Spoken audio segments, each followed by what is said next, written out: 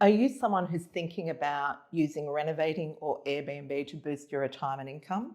If you are, stick around. I'm Bernadette Jansen. I'm the founder of the School of Renovating and She Renovates podcast. I've been playing with Renovating for about 35 years and Airbnb for the last decade. And I'm here to tell you that they are a potent combination. So the thing is, when you are getting close to retirement, there's a tendency to think that you've run out of time, you've left your run too late. And that can be the case if you are going for organic growth in property. But the thing is, if you add a renovation to a property, then you're obviously going to increase its value and also its yield. And then if you add a high cash flow strategy such as Airbnb, you're taking it through the roof.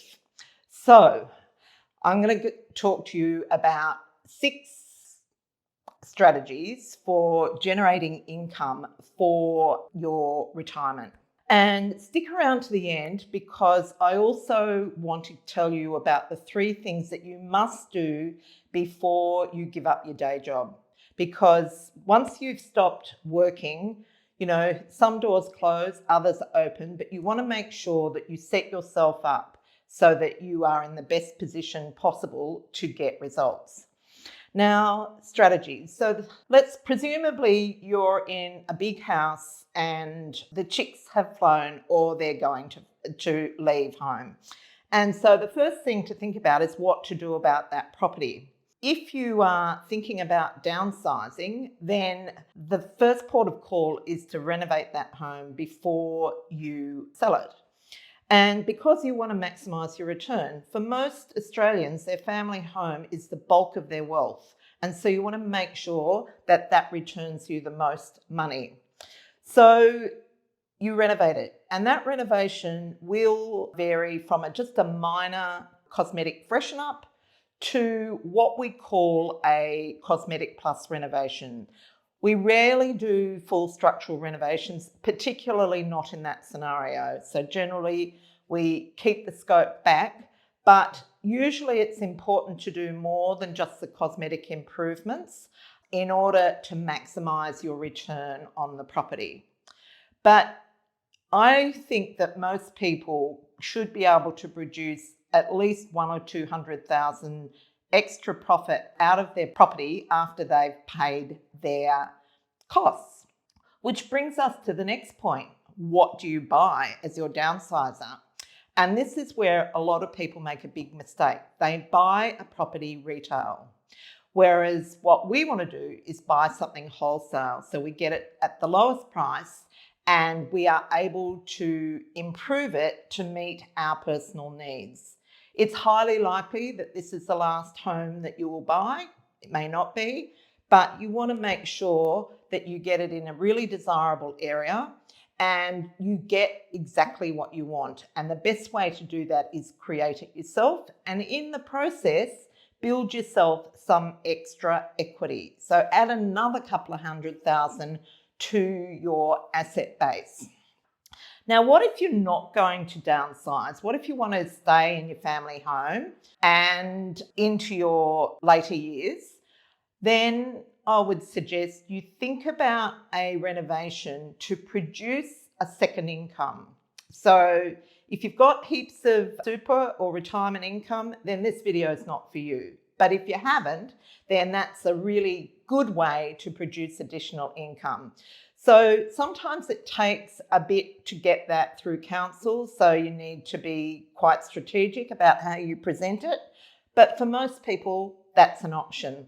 And once you have got that property separated off, then you have the opportunity to either long-term or short-term rent it. And it's important when you're making that change that you think about the things that will make that property more appealing and will make your life more easy and private. Because what you don't want to do is have strangers in your space, your living space, be that inside or outside. Okay, but what about the downsizers? What income have they got? So I would suggest if you're downsizing that maybe look for a property where you do have the opportunity to rent it separately and produce an income. Certainly for us, when we sold our home, we bought a property that had the opportunity to have a separate dwelling. That dwelling produces around about $50,000 per year in income. And that's pretty amazing, pretty much from your spare room. And that it's completely separate, so it doesn't impact our life. And it's just an additional income. Now, the next thing that you can do, which I think this is once again for downsizers, is make the maximum contribution into your self-managed super. There are provisions now for downsizers to contribute. So you'll need to check this, but it's around about $350,000 per person into their superannuation, which then, once you get to retirement age, there are amazing tax benefits with that. The next thing that you can do is produce short-term income by building on your portfolio. You can either rent or buy properties for short-term rental to boost your income, or you can do projects for lump sums. So doing a renovation project to create a chunk of money. You might want to go on an overseas trip. That's quite a good thing to do. And lastly, you might want to help your family. And so what we have is a really amazing strategy where we do projects with our kids. They get the loan, we put in some cash, we do a project together and we split the profit. Now, this started out as the avocado smash strategy to help the kids. Now we're doing avocado smash, but we're also doing reverse avocado smash because it also helps us. So that, once again, is a no-brainer, and that's called a joint venture. Now, as promised, I said that I would share with you the 3 things that you need to get in place before you give up your day job. And the first one is to maximize your borrowing. So get a financial facility set up so that you have access to as much of the equity in your home or any other properties as you can have in order to fund your activities. The next thing is to land bank. And what that means is if you're thinking about buying properties to do projects, to buy them before you give up work. Take some money from your equity, use that as a deposit and get an investment loan in order to have them in the back blocks waiting for you to have the time to do your projects.